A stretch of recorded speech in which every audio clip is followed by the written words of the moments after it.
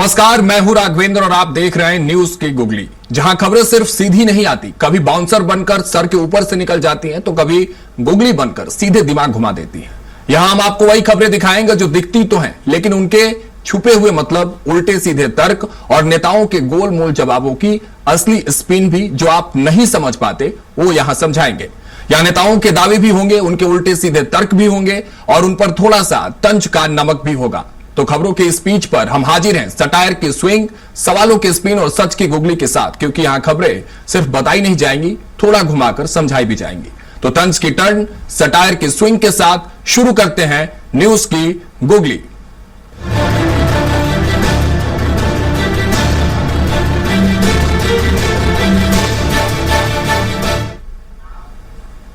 तो चलिए पहली गुगली से आपको रूबरू कराता हूं। मध्य प्रदेश की सियासत में आजकल परिवार नियोजन का नया अध्याय खुल गया है, लेकिन यह मामला जनसंख्या का नहीं बल्कि राजनीति का है। कांग्रेस के वरिष्ठ नेता अजय सिंह ने बड़ा बयान दिया है। जो पार्टी छोड़कर जाना चाहते हैं वो बेझिझक जा सकते हैं, और साथ ही उन्होंने यह भी कह दिया कि छोटा परिवार सुखी परिवार। अब यह बयान आते ही बीजेपी को मौका मिल गया है तंज कसने का, और सियासी गलियारों में शुरू हो गई है शब्दों की जंग। बीजेपी कह रही है यह बयान नहीं, कांग्रेस की हालत का आईना है, तो वही कांग्रेस इसे बता रही है पार्टी को मजबूत करने की रणनीति। सुनिए जरा क्या कह रहे हैं इस राजनीतिक जनसंख्या नियोजन पर अजय सिंह, और बीजेपी ने क्या पलटवार किया। जो कांग्रेस में रहने लायक नहीं चले जाए, कल जा रहे हो तो आज चले जाए। हमें छोटा परिवार सुखी परिवार चाहिए। कांग्रेस के वरिष्ठ नेता ही कार्यकर्ताओं को पार्टी छोड़ने की सलाह दे रहे हैं। ये कांग्रेस पार्टी की रीति नीति बन गई है। यहाँ कार्यकर्ताओं की उपेक्षा की जाती है, अपमान किया जाता है, यहाँ तक कि पार्टी से बाहर निकलने की सलाह दी जाती है। इसी वजह से कांग्रेस पार्टी की दुर्दशा है। आज कांग्रेस पार्टी के पास न नीति है, न नियत है, और न ही नेता बचे हैं जो पार्टी को जोड़ने की बात करें। यही कांग्रेस पार्टी की दुर्दशा की सही वजह है।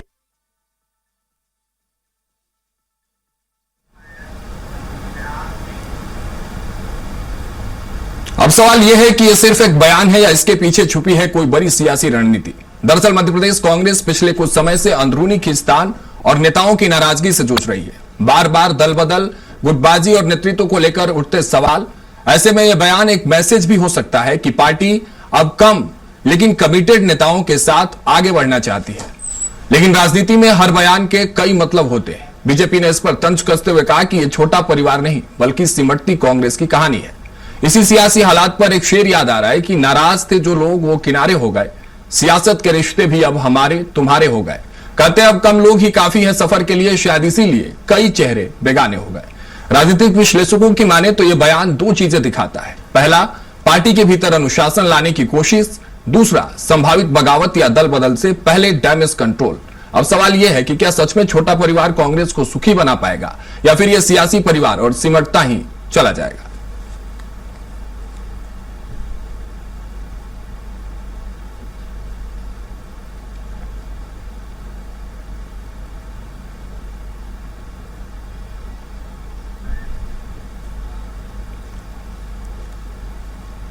अब बात उस सियासी किरदार की करते हैं जिनका मिजाज मौसम से भी ज्यादा तेजी से बदलता दिख रहा है। कैलाश विजयवर्गीय कभी पत्रकार के सवाल पर घंटा कहकर सुर्खियों में, तो कभी सदन में उमंग सिंघार को औकात याद दिलाते हुए सियासत का तापमान बढ़ाते हुए।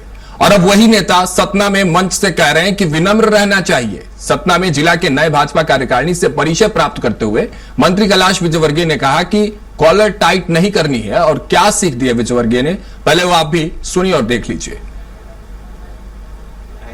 और इसलिए मित्रों, मैं आप सबको एक ही निवेदन करूंगा कि हमें जवाबदारी मिली है तो अपनी कॉलर प्ले नहीं कर। विधानसभा में चला अजय सिंह जी कह रहे थे क्या मैं कैलाश जी के पट्टे बहुत है। अब सवाल यह है कि बदलाव अचानक आखिर कैसे हुआ। क्या यह इमेज मेकओवर है या फिर आने वाले चुनावों की आहट, क्योंकि सियासत में अक्सर देखा गया है कि जुबान की गर्मी वोट की सर्दी ला सकती है। कैलाश विजयवर्गीय जो कि पत्रकारों के मित्र कहे जाते रहे, जिनको हमेशा पत्रकारों से अच्छे लहजे में और अलग अंदाज में पेश होते देखा गया है, पर घंटा वाले बयान के बाद पत्रकारों से दूर दूर नजर आ रहे थे। यानी उनको भी अंदाजा था कि यार गलती तो हो गई है और इसलिए अब उनके तेवर में बदलाव देखने को मिल रहा है। लहजा बदला, बातें बदली, अंदाज भी नया हो गया। लगता है कोई आईना अचानक सामने आ गया।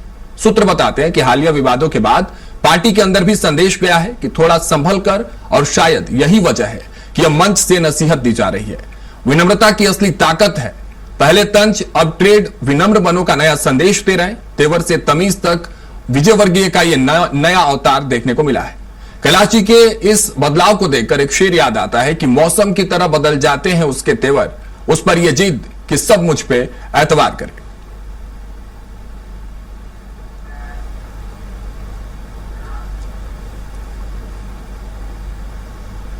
अब ये शब्दों के मार वाली गुगली को जहां एक तरफ कैलाश विजय वर्गीय डिफेंस करते नजर आ रहे हैं, वहीं दूसरी तरफ मध्य प्रदेश के ऊर्जा मंत्री फुल ऊर्जा के साथ अटैक करने की कोशिश में लगे हुए हैं। पर हुआ वही जो अक्सर गुगली पर होता है, गिरा एक और विकेट। जी हां, ग्वालियर में लोकतंत्र की बहस अचानक औकात के अखाड़े में बदल गई। एक तरफ मध्य प्रदेश के ऊर्जा मंत्री प्रद्युम्न सिंह तोमर और दूसरी तरफ आम आदमी पार्टी के नेता रोहित गुप्ता। मुद्दा था भू माफिया, लेकिन बहस में जमीन से ज्यादा जुबान फिसल गई। और फिर आया वो डायलॉग जो अब वायरल है, तुम्हारी औकात है मुझसे ऐसे बात करने की। देखिए उस बहस की तस्वीर पहले, जब ऊर्जा मंत्री अपने ऊर्जा प्रदर्शन से औकात की बात याद दिला रहे हैं।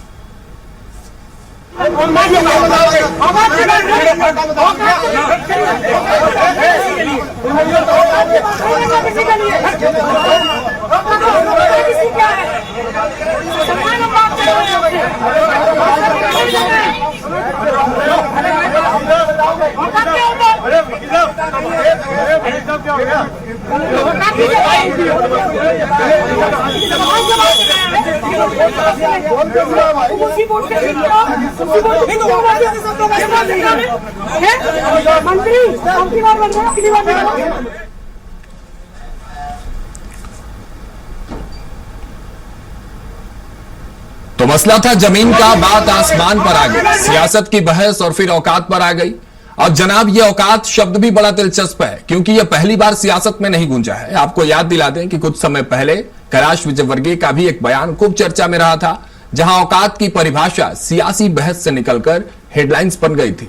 लगता है औकात अब नई राजनीतिक करेंसी बन चुकी है, जहां मुद्दे कम और माप तौल ज्यादा हो रहा है। अब देखना दिलचस्प होगा कि क्या यह औकात वाली राजनीति आगे और रंग दिखाएगा या फिर अगली बहस में कोई नया शब्द ट्रेंड करेगा। पर एक नसीहत है सभी राजनेताओं को कि इस गुगली को डिफेंस करके अपना विकेट बचाना हो तो याद रखिए नेताजी, कैमरा हर जगह है, माइक्रोफोन हर वक्त ऑन है, तो जुबान संभाल कर रखिए, क्योंकि अगला वायरल वीडियो आपका भी हो सकता है।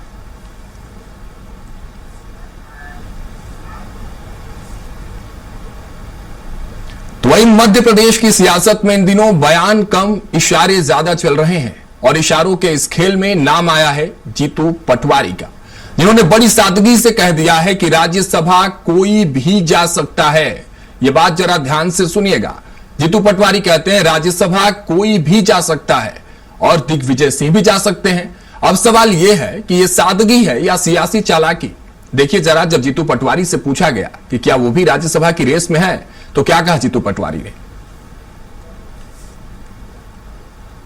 और जहां तक मेरा प्रश्न है, मैं पहले भी कह चुका हूं ये बात, कांग्रेस पार्टी का जो अध्यक्ष का पद होता है एक बहुत बड़ी गरिमा का पद होता है, जिम्मेवारी का पद होता है। 24 घंटे जो हम काम करते हैं वो भी कम पड़ते हैं। इस तरह की इसकी जिम्मेवारी इस पद की, तो मेरे अलावा कोई भी हमारा जो साथी होगा 100% राज्यसभा जाएगा। आप लोग जो चिंतित होते हो और आपसे ज्यादा बीजेपी चिंतित होती है, दोनों को होने की आवश्यकता नहीं। दिग्विजय सिंह का नाम भी हो सकता है ना, पार्टी निर्णय लेगी। मैं अपनी सीट खाली। जीतू पटवारी कह रहे हैं दिग्विजय सिंह भी जा सकते हैं, लेकिन सवाल यह है कि यह भी क्यों कहा गया, क्या यह इशारा है या इरादा। हालांकि दिग्विजय सिंह ने पहले ही अपनी रिटायरमेंट की बात कह दी है, अपनी इच्छा जाहिर कर दी है कि अब उनका मूड राज्यसभा जाने का नहीं है। सुनिए अभी दिग्विजय सिंह का वो बयान। राज्यसभा जाने पर कहने को पार्टी का फैसला होता है, लेकिन दिग्विजय सिंह ने क्या कुछ कहा जब उनसे यह पूछा गया कि आप राज्यसभा जा रहे हैं या नहीं। सुनिए वो बयान। इतना जरूर मैं कह दूं कि मैं अपनी सीट खाली कर रहा हूं। इतना जरूर मैं कह दूं कि मैं अपनी सीट खाली कर रहा हूं। इतना जरूर मैं कह दूं कि मैं अपनी सीट खाली कर रहा हूं। इतना जरूर मैं तो सुना आपने, दिग्विजय सिंह साफ कह रहे हैं कि मना कर दिया उन्होंने और कह रहे हैं कि ना, मैं राज्यसभा नहीं जाऊंगा। और राज्यसभा जाने पर कहने को तो फैसला पार्टी का होता है, लेकिन राजनीति में कहना और चाहना दो अलग अलग फाइलें होती हैं साहब। अब सवाल तो यह भी है कि क्या जीतू पटवारी खुद राज्यसभा की रेस में है या फिर बड़ी शालीनता से गेंद दिग्विजय सिंह के पाले में डाल रहे हैं। दिग्विजय सिंह कांग्रेस के वो खिलाड़ी हैं जिनकी चालें अक्सर आखिरी ओवर में समझ में आती है। तो क्या पटवारी को डर है कि अगर दिग्गी राजा मैदान में आए तो खेल पलट सकता है, या फिर यह सियासी शतरंज है जहां राजा को आगे करके खुद बच निकलना है। जीतू पटवारी भी ना कह रहे हैं, दिग्विजय ने भी राज्यसभा जाने की बात पर इंकार कर दिया है। यानी अब कमलनाथ का नाम सुर्खियों में आ गया है। कांग्रेस के भीतर अब तक ना कहने का सिलसिला बरकरार है। ऐसे में अगर कमलनाथ ना कह दे तो आखिर हाईकमान किसके नाम पर मुहर लगाएगा? इसीलिए तो हम आपको समझा रहे हैं कि ऐसे बयान महज बयान नहीं होते, शायद किसी बड़ी रणनीति की शुरुआत है। क्योंकि मध्य प्रदेश की राजनीति में हर सादी बात के पीछे एक खास कहानी जरूर होती है।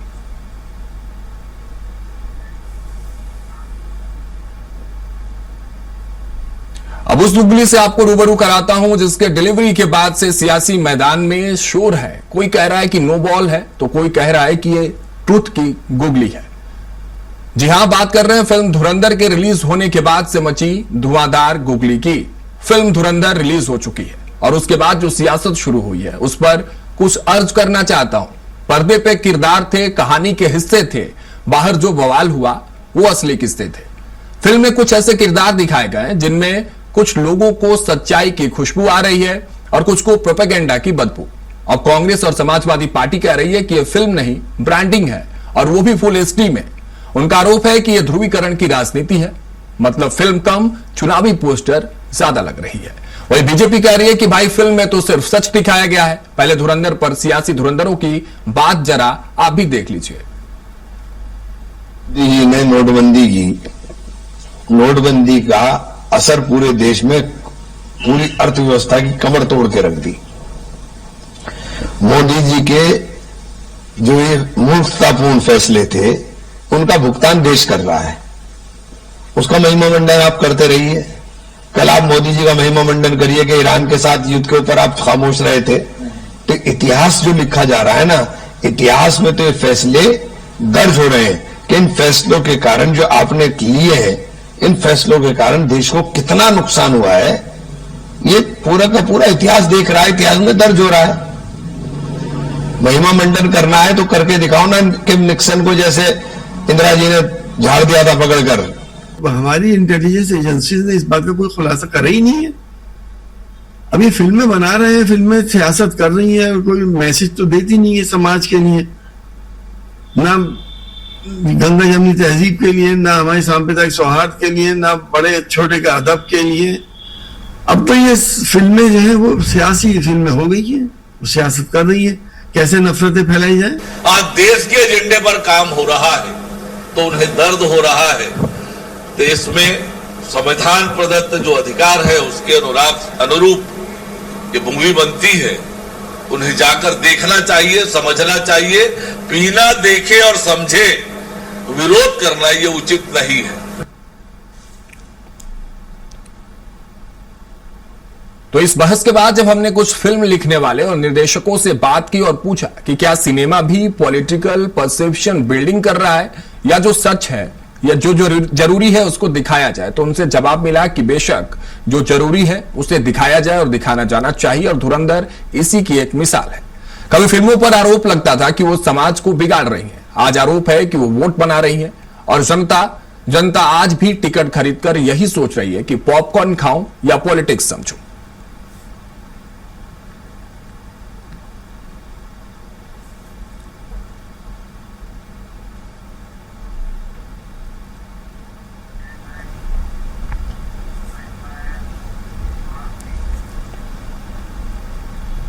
तो खबरों के इस भागदौड़ में हमने कोशिश की कि आपको सिर्फ सुर्खियां ही नहीं बल्कि उन खबरों के पीछे छिपी सच्चाई और उसका असर भी समझा सके। क्योंकि न्यूज के गुगली का मकसद सिर्फ खबर दिखाना नहीं बल्कि हर खबर के उस पहलू को सामने लाना है जो अक्सर नजरों से छूट जाता है।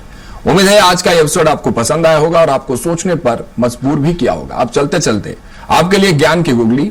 तो आज की ज्ञान की गुगली है कि कोई अगर आपके अच्छे कार्य पर संदेह करता है तो उसे करने देना, क्योंकि शक हमेशा सोने की शुद्धता पर किया जाता है, कोयले की कालिक पर नहीं। नमस्कार।